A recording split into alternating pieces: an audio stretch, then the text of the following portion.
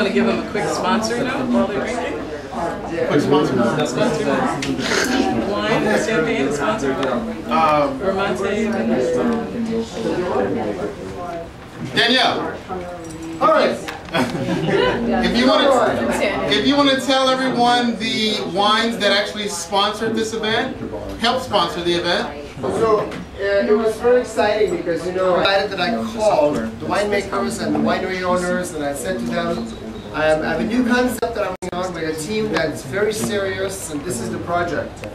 And they all wanted to be a part of it. They were actually kind of fighting for it. Okay, I'm going to give you this one, I'm going to give you that one.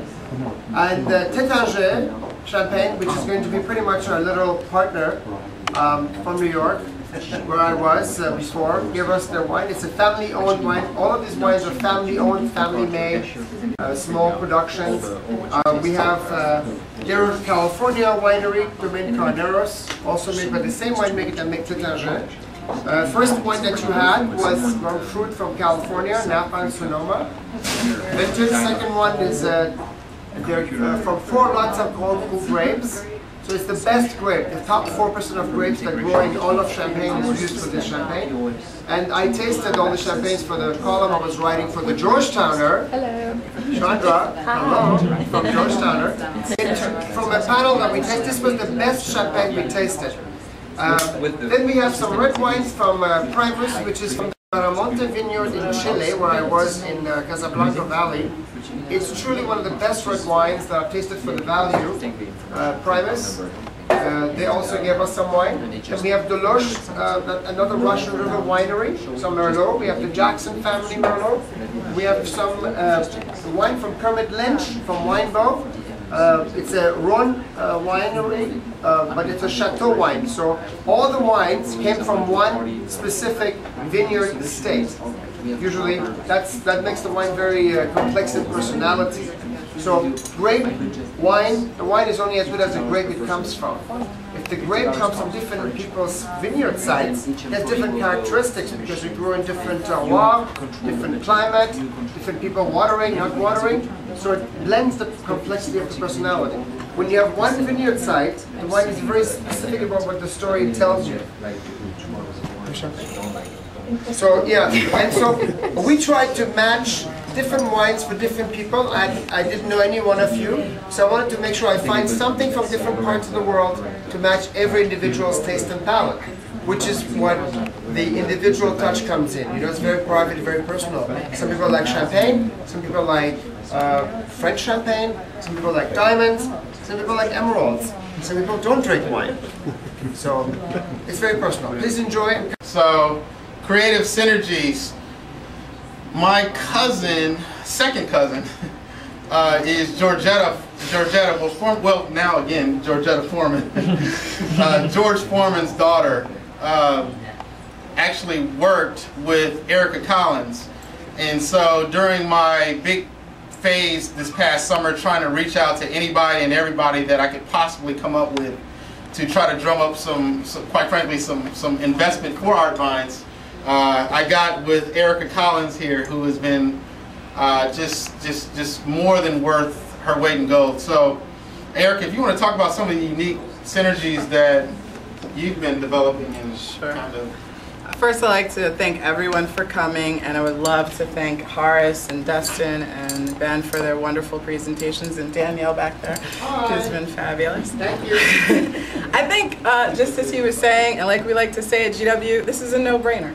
It's an art wine bar. It's where memorable music, delicious wines, exquisite art, and great minds meet, which you have today, ArtVines. Okay? We're going to think a little bit outside the box here. We're going to think of ArtVines as a brand. And what you see here that past the wine bar experience is ArtVines as a brand. You have opportunities to do cross promotions. In the coming year, you're going to have a major election year. There are so many opportunities right off the bat for there to be political events held through ArtVines, whether it's in the ArtVines to go category or whether it's in the physical building itself. Amongst us all, like self-included, we have a GW former basketball player here. We have people here who are from the government agencies, etc. You have plenty of folks that can bring the community of Washington, D.C. to ArtVines. Back to the sports connection, my cousin played for the Washington Redskins. He also played in the Super Bowl 1992. He is also the director and retiree of the NFL Players Association. We got the sports covered here. Another relative of mine is William Billy Hunter. He's in charge of the NBA Players Association. You can have cross promotions with professional athletes and their foundations. So a gentleman here who's involved with nonprofit organizations. You are in the city and the town of nonprofits. They are constantly holding fundraising events. You have several opportunities, both private, public, and for other nonprofit organizations to hold those events. This is what we would like to call a never-ending, revenue-generating business model. And this is just only one element of it. In a couple of months, we're actually going to be taking ArtVines to go possibly to the wonderful city of Atlantic City in the casino areas. And we're going to be doing other presentations there, which are going to have a lot of cross-promotional value between the art community, the wine community, the sports community, and the nonprofit community. So these are just some of the out-of-the-box thinking, just to kind of put that in your mind, aside from the art and the wine. When you look at the enomatic system back there, that in itself, Horace has a great business plan that extends that plan. I think most bars think of it, okay, this is a nifty machine that we can put into our bar, and maybe we won't need Danielle's services for the day. Oh, no. But thinking about it in the plan that Horace has, it becomes part of a wall.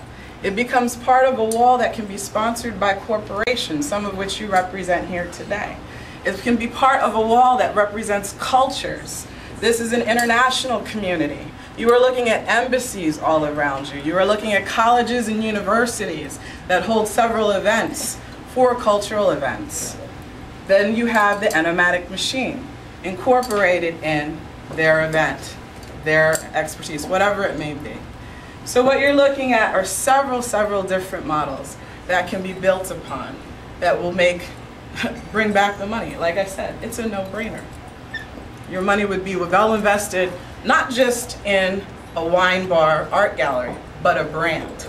And you can even take that one step further, which we'll be more than happy to discuss at another event.